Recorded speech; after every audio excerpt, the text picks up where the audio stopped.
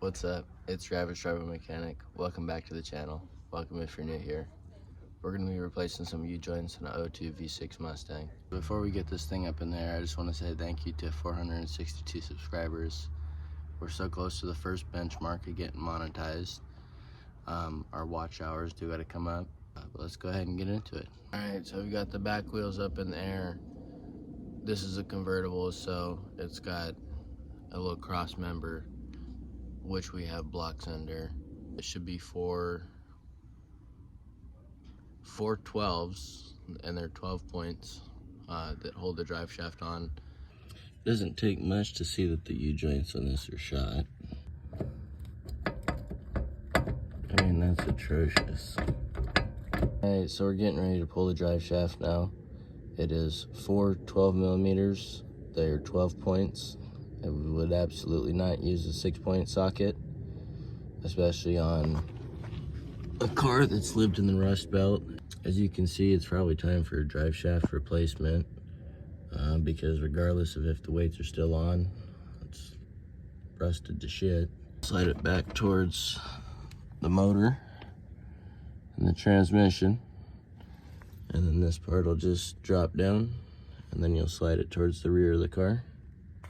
Had to get the PB blaster out, and then we went from behind the axle with the hammer and a 1/2-inch extension, and then in the little pocket that you see right there, we hit it from the rear side of the vehicle. So let's go ahead, slide the drive shaft out, and then we can start on replacing the U-joints. There's no movement in the top one, so we're gonna save ourselves a bunch of time, only 25 bucks by just going to return it. This, on the other hand, cost us $130 fucking. Alright, so I couldn't get the snap ring to come out of that right side there, so I squeezed it together, snuck a screwdriver in, and I'm just gonna take the screwdriver and walk it around, see if I can't get it out that way, and then I'll just repeat that 3 more times. Alright, so I found a new way of doing it, but my U-joints did come with new snap rings, so make sure that yours did before you do what I'm going to do. But you take one and or both sides, and they kind of just do that. Clearly I was able to do it one-handed in about 5 seconds, so just like that. Take the cap off.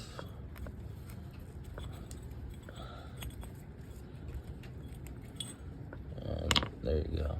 Clean these up with a little Dremel, a little wire wheel real quick, both here and then on the drive shaft. And then hopefully the new ones go in like butter. So before we get to this step, let's go ahead and get this clip in. As you can see, that ring is showing. We're probably just a pinch too far. But go ahead, grab our pliers, we'll squeeze it together, sneak it down, flip it over, bang the other side back, get the clip in on that side, and then we'll work on these. We've hammered this side back down.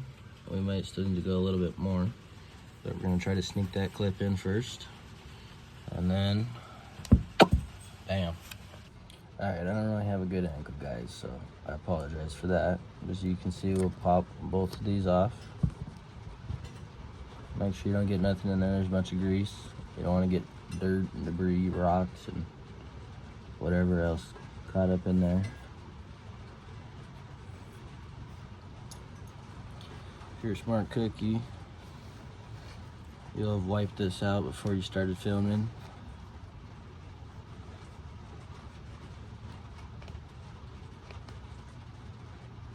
Okay. So now I'll just, as you can see, sneak to one side, and then we'll sneak this. Uh-oh. Hold on. Wait a minute. What's going on here? There we go.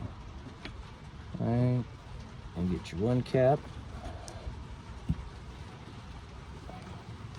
And then you kind of just go to Pound Town. So, oh shit.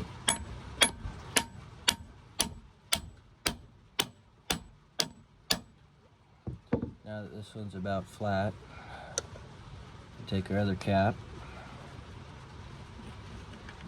You can slide it in.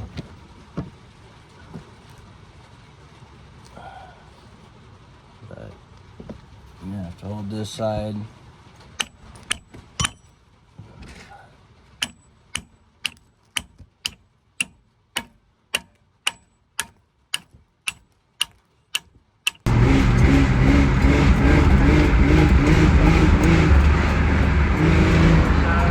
That is going to be the end of this video. It's been about at least a month and a half since I've recorded it. The car's doing just fine as far as the drive shaft goes. Blew a spark plug, so we have that video coming. Stay tuned. Y'all go on. Peace.